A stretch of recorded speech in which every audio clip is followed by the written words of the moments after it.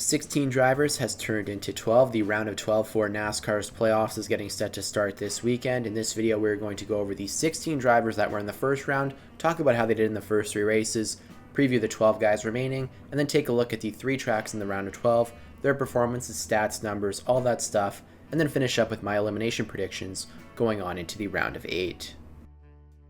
We will go from 16th to 1st. That means we are starting off with Josh Berry, a 38th, a 36th, and a 39th. It's hard not to feel bad for that 21 team after just the brutal hand that they were dealt here in the round of 16. You know, they looked really good at the start, qualifying well at Darlington.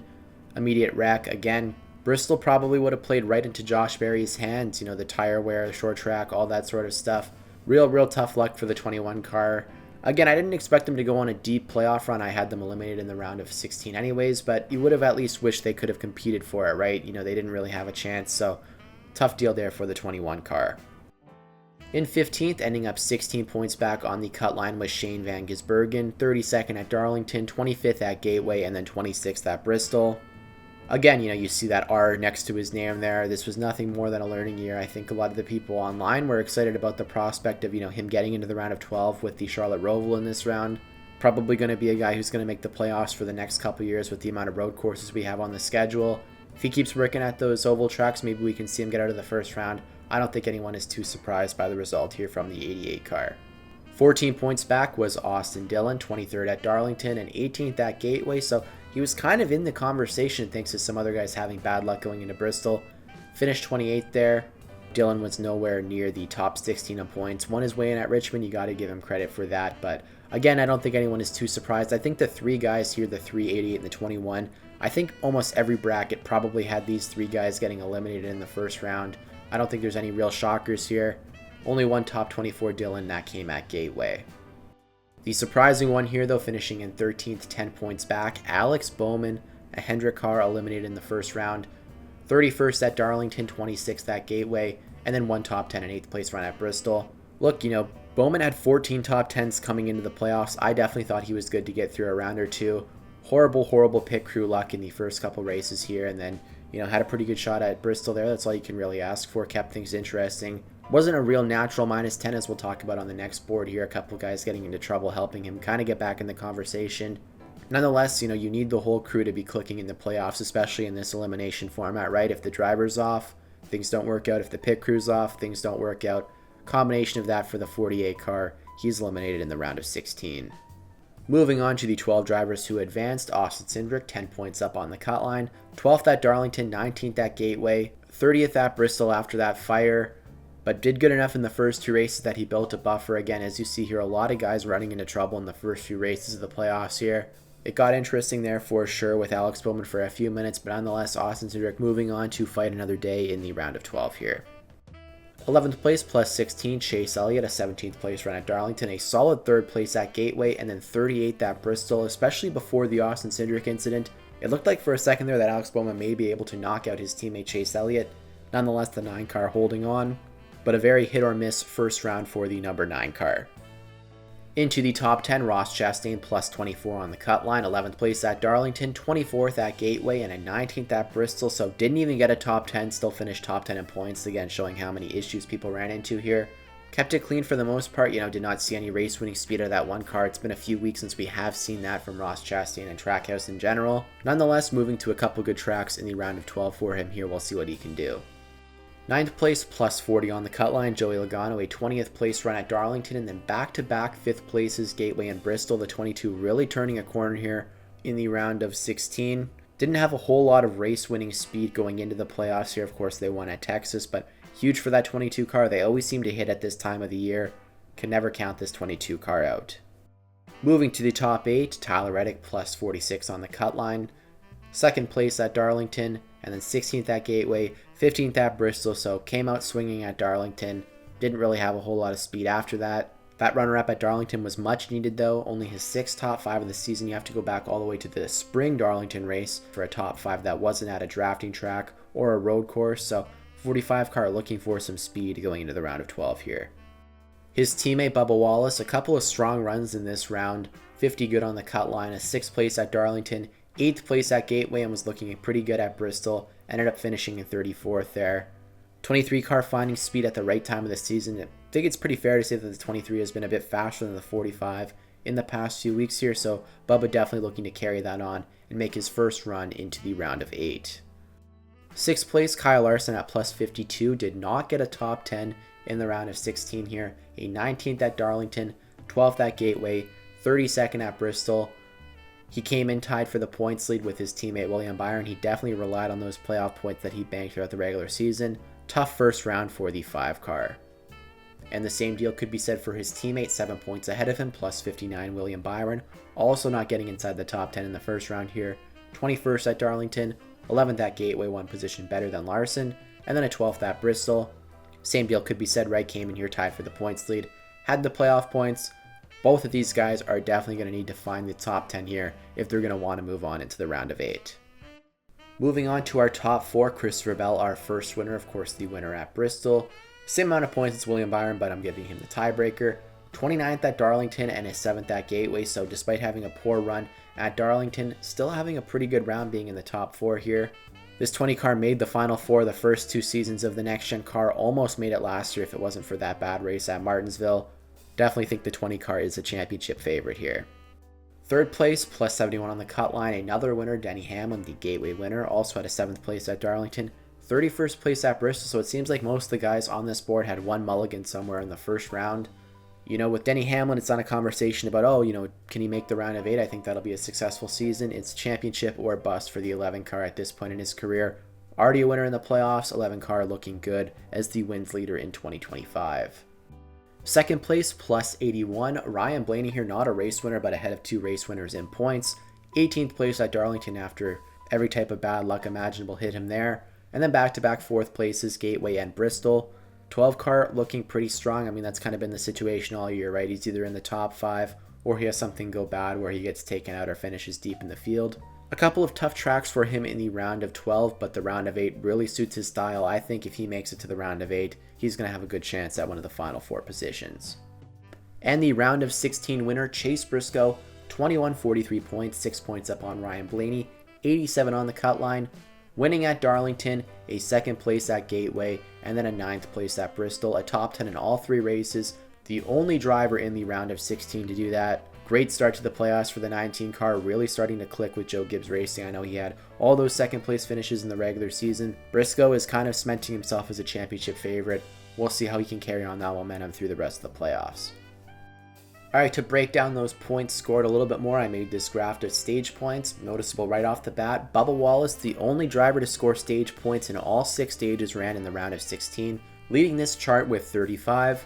Right behind him though, Chase Briscoe won 3 stages in a row to start the playoffs, did not score stage points in the remaining 3 stages, the 2nd Gateway stage and the 2 stages at Bristol. He was 5 points back on Bubba Wallace.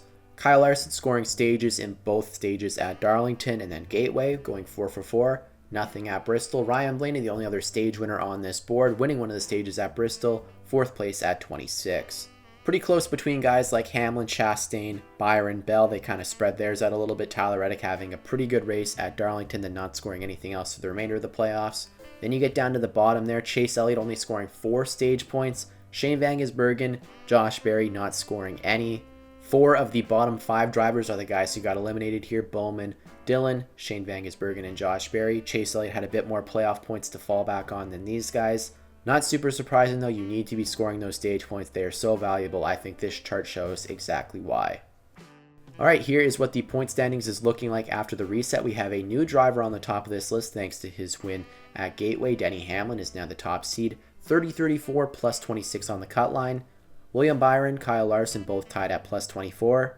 Chris Roval and Ryan Blaney nose to tail, plus 24 Bell, plus 19 for Ryan Blaney. Bit of a drop off to plus 10 for Chase Briscoe. Only plus 5 for Chase Elliott here at 30-13. On the cut line, Bubba Wallace, 1 point up on Austin Cindric. Joey Logano, Ross Chastain tied at -2. Tyler Reddick, the bottom seed left here, -3, only 3,006 points for the 45 car. Interesting to see the division here. I mean, from Denny Hamlin to Ryan Blaney, those guys are only 7 points apart. That's pretty close. Then you get from Chase Briscoe down. A single stage could completely change that whole lineup there. Going to be a really interesting round of 12 here. So I've referenced it enough. It's time to take a look at the 3 tracks in the round of 12. New Hampshire, Kansas, and then the Charlotte Roval as the cut race. That's going to be exciting. Let's take a look starting off at New Hampshire. In the best finish category, Christopher Bell has kind of dominated this track. 2 of the 3 wins in the next gen car here. The 20 car has to be the favorite going into this race here. A couple guys with runner-up finishes here though: Chase Briscoe, Chase Elliott, and Joey Logano all with second places. Briscoe's coming in a Stewart-Haas racing car. We haven't seen him here in that Joe Gibbs Racing equipment. That could be a huge wild card.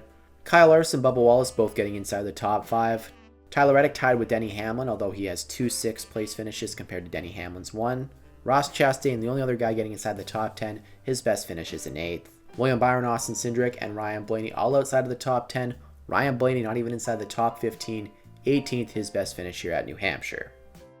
Looking at average finish though, 2 drivers inside the top 10, and neither of them are Christopher Bell. Kyle Larson with a 7.0, Chase Briscoe with a 9.0. Again, haven't seen him here in Joe Gibbs Racing stuff, could be very dangerous. Christopher Bell and Chase Elliott just outside of the 10s. Christopher Bell at a 10.3, Chase Elliott at 10.7. Reddick and Hamlin are tied for the best finish. They are also tied with average finish 11.0. Ross Chastain with a 13.7. Bubba Wallace, the only other driver better than 15th, with a 15.0. Big drop off here: Austin Cindric 19, Joey Logano 19.3, William Byron with a 20.3, Ryan Blaney 21.7. I don't know if you noticed it there, the 3 Penske cars inside the bottom 4. People talk about their flat track domination, but they haven't really figured anything out here at New Hampshire. It's been rumored throughout the garage that the 22 car looked really good at the tire test here a few months ago. We'll have to see if that carries over and helps Penske, because they are in some big trouble here at New Hampshire. Christopher Bell is back on top in the points per race though, 0.3 more than Kyle Larson, 39.3 to 39.0. Then you got to go back 5 points to Chase Elliott, 34.6. Despite being tied in the other 2 categories, Denny Hamlin 3 points up on Tyler Reddick here, earning more stage points. Those are the only other guys above 30. Right near 30 though, Joey Logano and Chase Briscoe. Flirting with the mid-20s, Ross Chastain, Bubba Wallace, and Ryan Blaney. William Byron 21.3, Austin Cindric with an 18.0, the only driver below 20 points per race here. We talked about Penske struggles. William Byron in the bottom 3 in all 3 of these categories here, that 24 car needing to have a good day at New Hampshire if they want to make their way through the playoffs here. Moving on to race 2 at Kansas here, there have been 7 races ran in the next gen car. 5 winners are in the playoff field here, so a lot of guys who have won here. Kyle Larson has done it twice, so 6 of the 7 Kansas races won by drivers in the playoffs. Bubba Wallace, who won here in the 45 car back in 2022. Tyler Reddick, Denny Hamlin, and then last year winner Ross Chastain. Almost everyone else getting inside the top 5 here though. William Byron with a runner-up, Ryan Blaney, Chase Elliott with 3rd place finishes, Chase Briscoe with a 4th place run. That came in his 1 start here in Joe Gibbs Racing equipment back in the spring. Joey Logano with a top 5. The other guy though has not been inside the top 10, Austin Cindric, a best finish of 11th here at Kansas. The numbers were already not in his favor at New Hampshire, not looking really good here at Kansas either. 5 guys with average finishes better than 10.0 though. Kyle Larson with a 6.3, that's 2 better than Denny Hamlin. Christopher Bell, Ryan Blaney just below 10, 10 on the nose, Ross Chastain in the 1 car. Outside of the top 10 but in the top 15, Chase Elliott, William Byron, and Joey Logano. Bubba Wallace right outside the top 15 with a 16.3. Then a pretty big drop off, almost going below the 20s, 19.6 for Tyler Reddick and Chase Briscoe. Austin Cindric, 23.9. 2 points per race, Kyle Larson's average is 2 points better than Denny Hamlin for the lead, 40.4 versus 38.4. Ryan Blaney in the top 3 here, 36.5. That's better than Christopher Bell with a 36.0. 2 other drivers in the 30s, Chase Elliott, Ross Chastain. This is probably Ross Chastain's best track in the round of 12. William Byron, 28.7. A few other guys in the 20s like Joey Logano, Bubba Wallace, and Tyler Reddick. Outside of the 20s though, 17.5 for Chase Briscoe, just a 15.7 for Austin Cindric in the 2 car. The 2 car sweeping the bottom row in all 3 categories here at Kansas. Alright, last but not least, we got the Charlotte Roval, definitely the wild card race in this round here. 2 winners in the field though, Christopher Bell, Kyle Larson. Of course, we've only been here 3 times in the next gen car, so 2 of them in the round of 12. William Byron with a runner-up finish, and a few other guys getting inside the top 5, Austin Cindric, Joey Logano, and Chase Elliott. Almost everyone finding the top 10 here as well. Tyler Reddick on back, 6th place for Reddick, 7th for Briscoe, 9th for Wallace, and then 10th place for Ryan Blaney and Ross Chastain. Denny Hamlin, the only driver in the playoff field without a top 10 here at the Roval, 13th his best finish. Three guys with average finishes inside of the top 10, Chris Roval 6.0, William Byron one position worse at 7.0, and then Tyler Reddick at 8.3. Pretty close between the next couple guys though, Joey Logano, Bubba Wallace, and Chase Elliott, all close to the top 10. A good run here in the round of 12 could definitely get them inside the top 10. Ryan Blaney with a 16.0, that is slightly better than Kyle Larson, a race winner here, 16.3. Austin Cindric with 16.7. The other drivers not inside the top 20, a 21.3 for Denny Hamlin, a 24.3 for Chase Briscoe, and a 25.0 for Ross Chastain. This next category though is probably the most important one here due to the nature of road course racing and the stages. You see a lot of guys peeling off before stages to either help their finishing position or staying out to get stage points but then giving up track position. This being a playoff race the last couple of years, that has totally played into the strategy here. So I would pay more attention to the points per race category here rather than the average finish. As you can see, Tyler Reddick jumping his way to the top of this list by over 3 points on Christopher Bell and Joey Logano, who are tied at 37.3. Christopher Bell, a race winner here, Tyler Reddick scoring an average of 3 points per race more than him. Quite a few guys in the 30s here as well, Chase Elliott above 35 at 36.0. William Byron and Bubba Wallace tied at 33. Bubba Wallace has really improved his road course racing in the last few years. Again, he's towards the middle in almost all of these categories here. Kyle Larson, the only other guy above 30, a 31.0. Knocking on the door of the 30s, Ryan Blaney at 28.3. And then you go below 25, Austin Cindric 24.3. Denny Hamlin, Ross Chastain tied 20 points per race here. Chase Briscoe, the bottom of this category, 15.0, again in Stewart-Haas racing equipment. So that just leaves one thing left to talk about. Who do I think is going to get eliminated in the round of 12? I'm going to start off with the number 1 car of Ross Chastain. Did not finish inside the top 10 in any of the races in the round of 16. Hasn't finished in the top 5 since his win at the Coke 600, so been struggling to find race winning speed for that one car. I know he's got that win at Kansas last year, but he has struggled at both New Hampshire and the Charlotte Roval. I don't see him overcoming his deficit in the points. The second driver I have getting eliminated is the number 2 of Austin Cindric. Again, not in the top 10 in any of the races in the round of 16. Right at the bottom at Kansas, has struggled at New Hampshire. The Roval is kind of a coin flip anyways. I don't see the 2 car advancing past the round of 12 here. He was the only driver I had getting eliminated in the round of 16 that made it into the round of 12. These next 2 are going to get a bit hot, maybe a little bit controversial for some people here. The third driver I have getting eliminated, again, this one's probably going to get the dislike button hit a few times, Chase Elliott in the number 9 car. Hendrick as a whole really struggled in the round of 16, as I mentioned, neither Kyle Larson or William Byron getting inside the top 10. Chase Elliott had that 3rd place run at Gateway, but he doesn't have the point cushion that these other guys have. He is +5 on the cut line, where his 2 teammates are +24. I see one of the 3 Hendrick cars getting eliminated in the round of 12 here. The signs point to the 9 car after a couple of tough races inside the round of 16. And the 4th and final driver I have getting eliminated is the 22 car of Joey Logano, off the back-to-back top 5 finishes. It's been reported that that test went really well at New Hampshire. He's struggled there a little bit. He struggled at Kansas. Good results at the Charlotte Roval, but that one is really easy to get away from you. It's not even your Logano, so I'm going to have the 22 car eliminated in the round of 12. Who do you guys think gets eliminated? Do you agree with my takes? I think the 9 car, I could be pretty wrong on that, but I just feel like one of those Hendrick cars is going to get knocked out here, so we'll have to see what happens in these 3 races. Thanks for watching.